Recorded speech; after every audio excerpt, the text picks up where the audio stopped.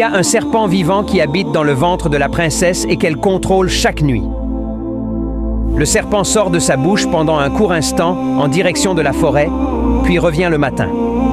La princesse ne savait rien de sa présence et tout le monde au palais ignorait qu'un serpent de 7 mètres de long vivait en elle. Il pensait qu'elle souffrait d'une étrange maladie qui la maintenait dans un coma permanent.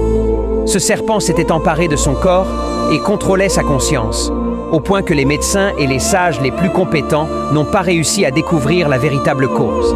Rabia entra au palais et vit un grand groupe de médecins et de sages rassemblés autour du lit de la princesse, essayant en vain de trouver une solution, mais sans succès. Rabia se tint dans un coin de la salle, observant en silence.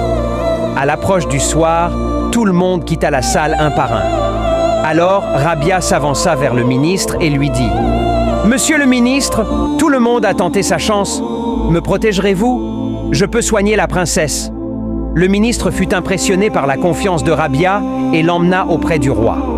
Le ministre exposa la situation au roi, qui était frustré et désespéré de tout. Il regarda Rabia avec un air accablé et lui dit « Dis-moi, jeune homme, comment comptes-tu soigner ma fille ?» Rabia répondit avec piété « Monseigneur, accordez-moi une seule nuit pour la passer avec la princesse dans une complète solitude, afin que je puisse découvrir le secret de sa maladie. Être seul avec elle est nécessaire pour me concentrer et remarquer ce qui ne peut être remarqué autrement. » Malgré son désespoir, les paroles confiantes de Rabia ravivèrent un peu d'espoir dans le cœur du roi. Il l'autorisa à rester avec la princesse cette nuit-là. Rabia entra dans la chambre de la princesse et s'assit calmement, l'observant de loin, sans s'approcher d'elle. À minuit, l'incroyable se produisit. Un énorme serpent sortit de la bouche de la princesse, qui était allongée inconsciente, et se glissa silencieusement à travers le palais vers la forêt.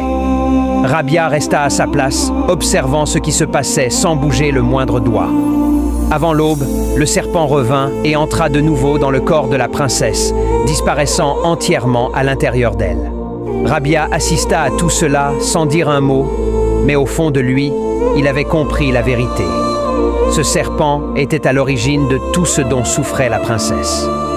À l'aube, le roi entra rapidement dans la chambre, accompagné du ministre, le cœur rempli d'un mélange de peur et d'espoir. Il s'adressa immédiatement à Rabia avec empressement. « Dis-moi, jeune homme, qu'as-tu découvert? Ma fille sera-t-elle guérie ?» Rabia répondit « Monseigneur, j'ai découvert la cause de la maladie de la princesse, et si Dieu le veut,